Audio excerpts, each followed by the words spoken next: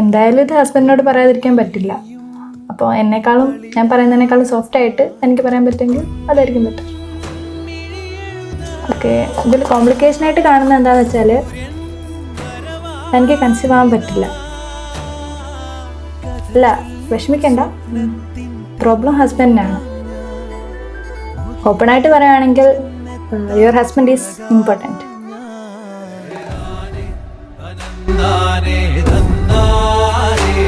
ഇതിനിപ്പോൾ എന്താ ചെയ്യാൻ പറ്റുന്നത്? നിങ്ങൾക്ക് കൺസീവ് ആവണമെന്നുണ്ടെങ്കിൽ മെഡിക്കലി കുറേ ഓപ്ഷൻസ് ഉണ്ട്. അത് നിങ്ങൾ രണ്ടുപേരോട് ഡിസ്കസ് ചെയ്തിട്ട് തീരുമാനിച്ചാൽ മതി. ഇതിൽ വിഷമിക്കേണ്ടതായിട്ടൊന്നുമില്ല. റിയാലിറ്റിനെ അക്സെപ്റ്റ് ചെയ്ത് മുന്നോട്ട് പോവുക.